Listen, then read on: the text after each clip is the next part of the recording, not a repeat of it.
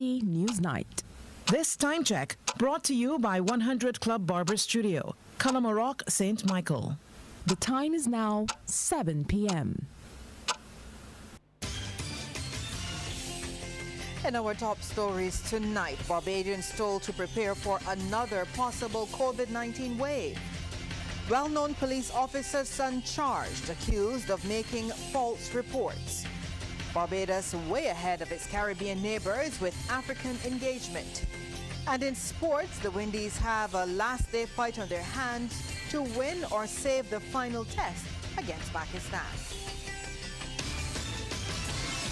Broadcasting from our studios in the Pine St. Michael, this is CBC NewsNight, starting now.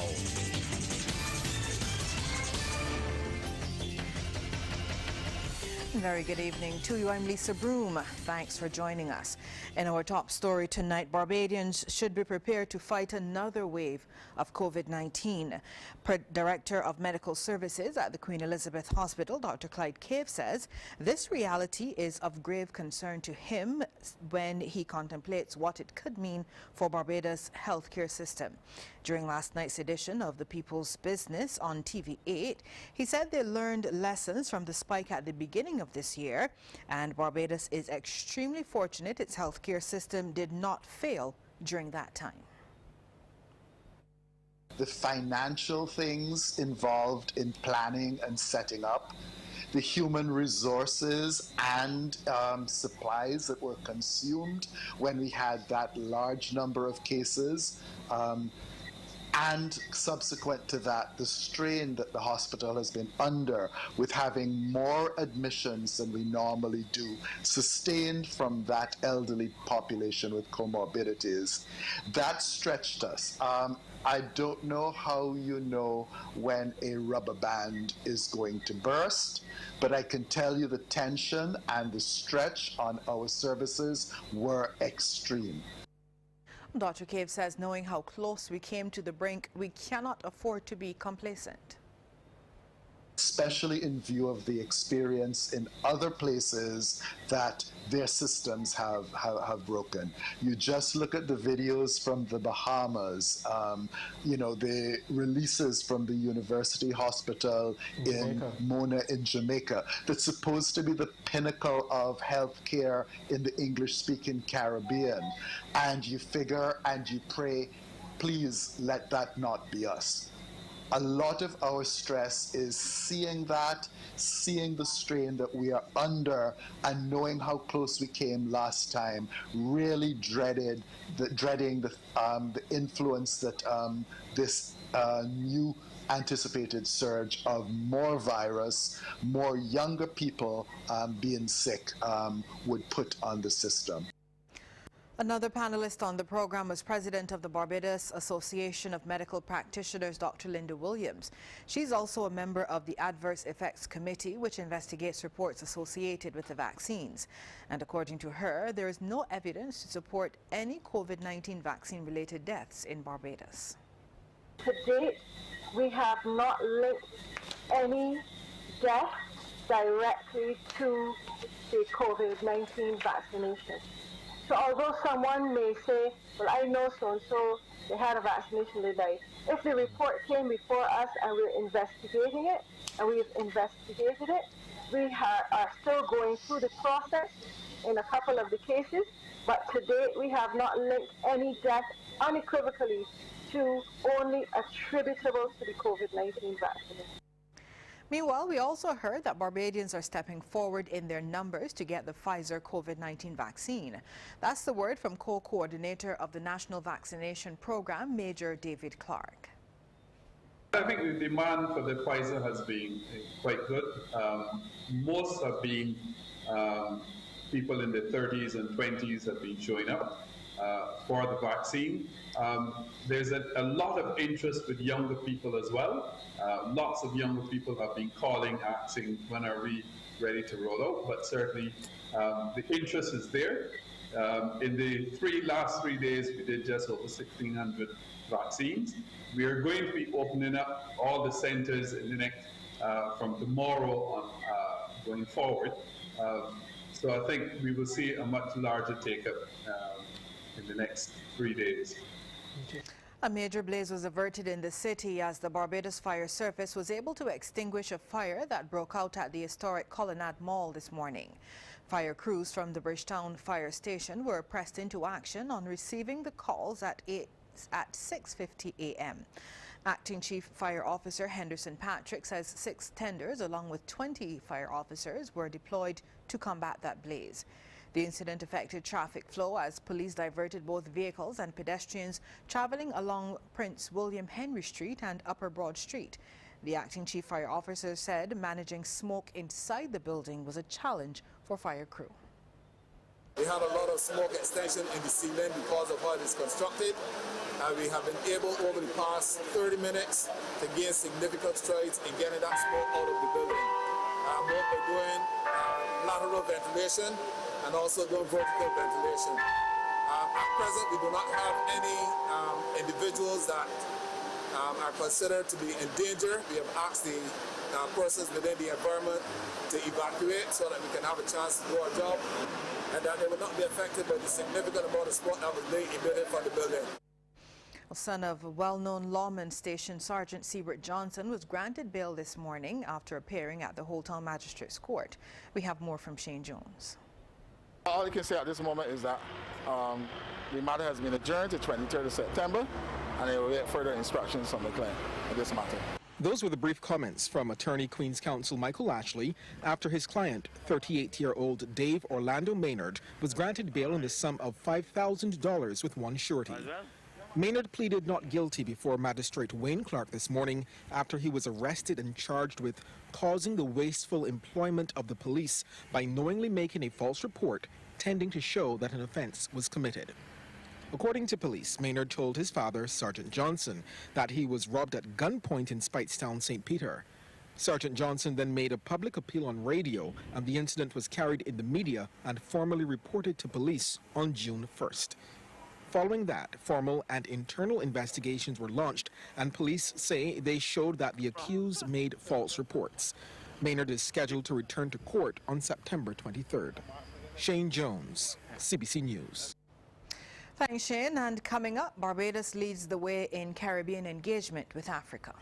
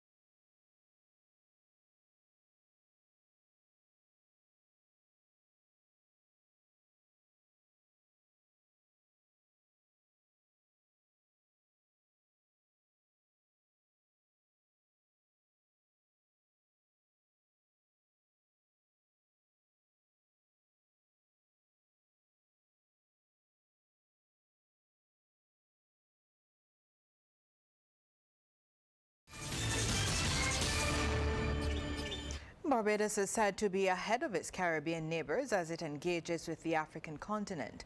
Ambassador to CARICOM David Commichong says the country continues to establish links, more recently with Ghana and Kenya. Mr. Commichong was a guest on the Conversations on CARICOM segment, Morning Barbados. Remember, we have already appointed our ambassador to Kenya.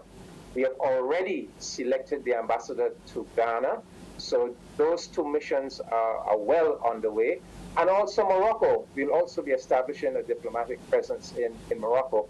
Barbados is in a sense, leading the way in terms of this new CARICOM initiative of engaging with Africa. So it's very pleasing to me.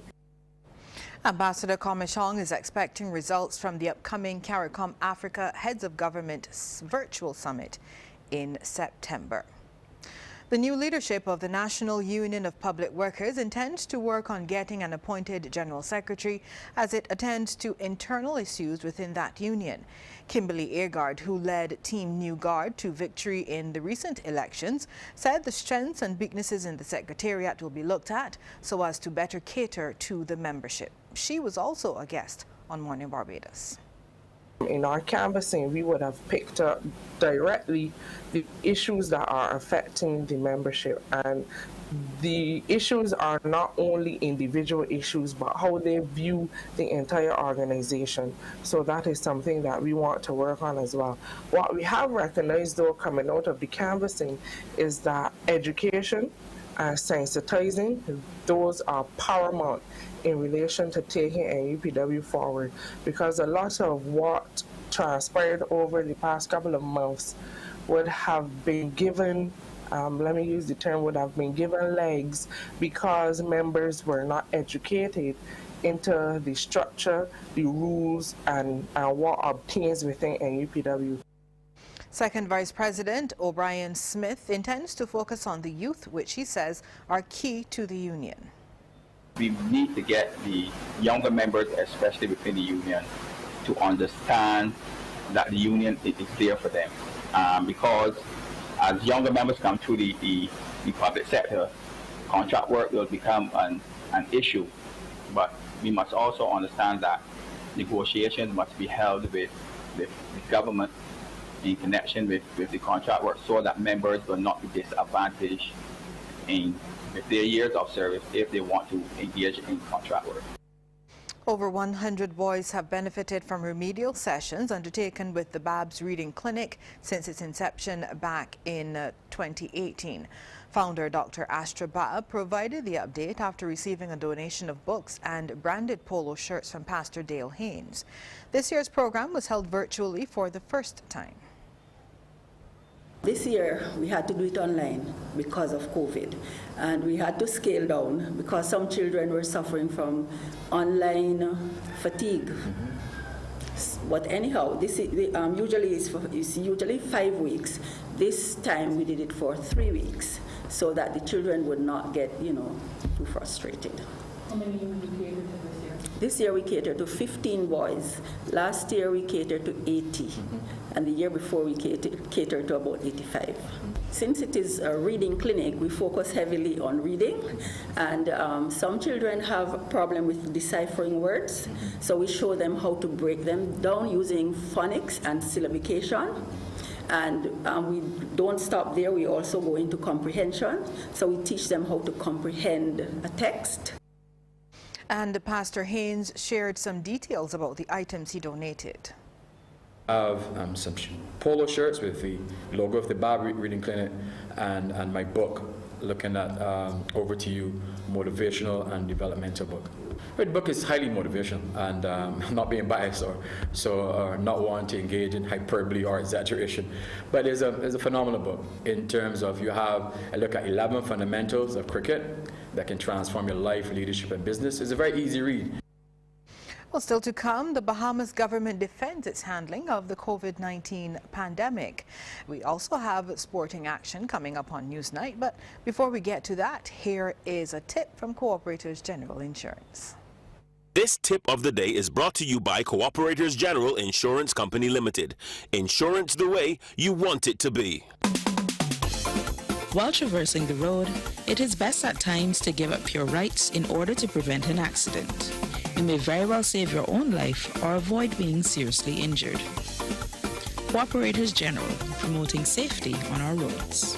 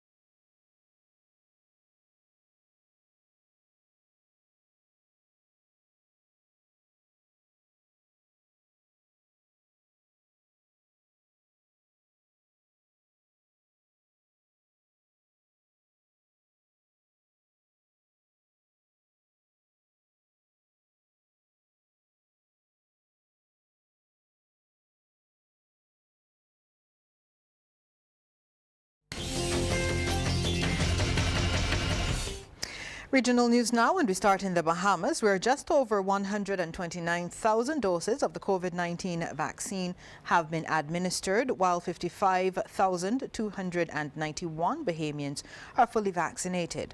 The update was provided by Prime Minister Dr. Hubert Minnis during an address to the nation, in which he also defended his administration's handling of the pandemic.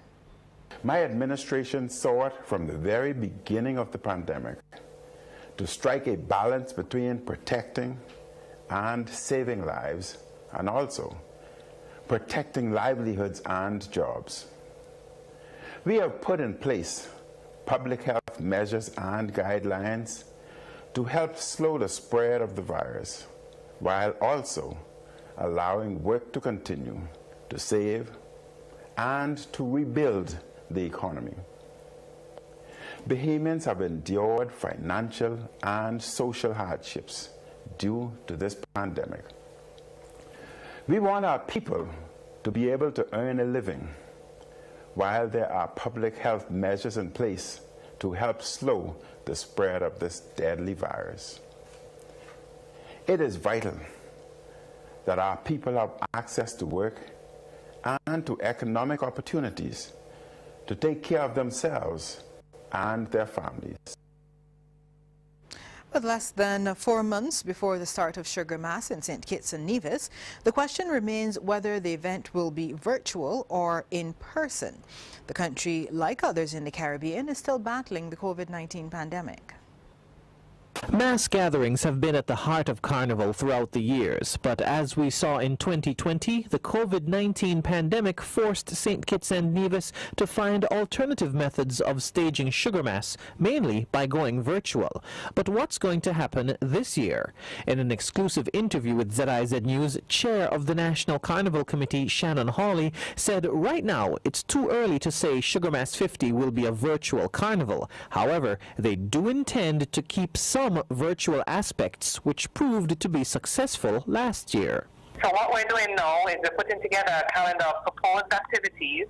Once that is complete, which will be very shortly, we will then meet again with the National COVID Task Force and then decide a way forward. However, what I can say, Jason, is that last year we had a very successful virtual carnival, and I'm sure that you could recall a number of new initiatives that we created last year in the face of the pandemic.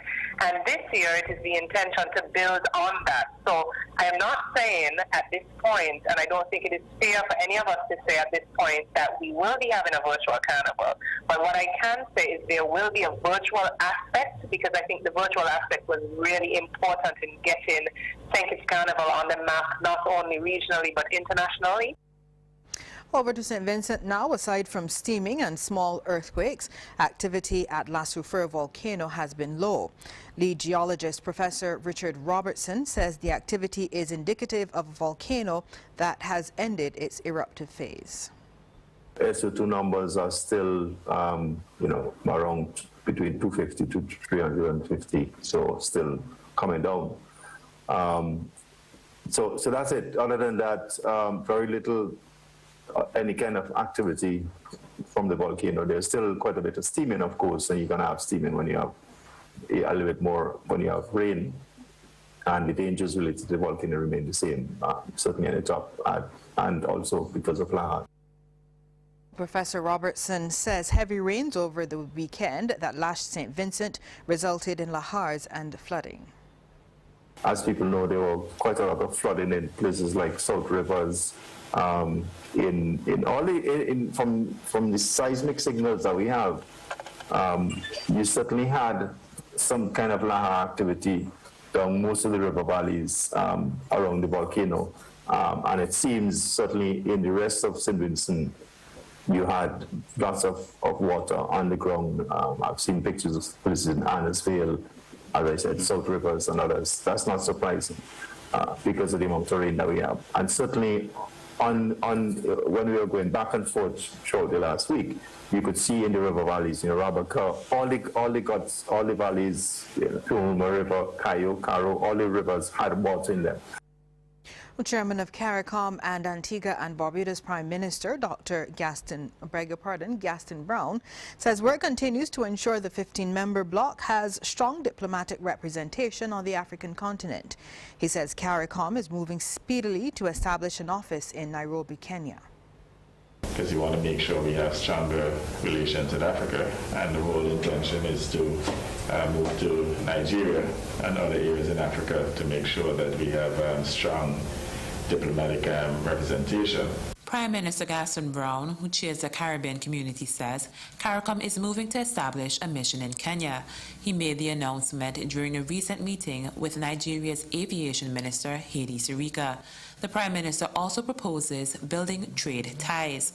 We're hoping that you can help us to execute a bilateral agreement between Antigua, Barbados and Nigeria with the possibility of doing some oil trades.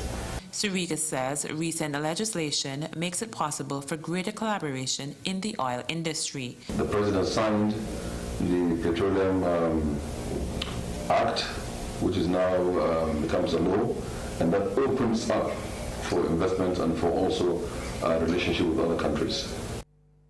Sports is up next on NewsNight. Stay with us.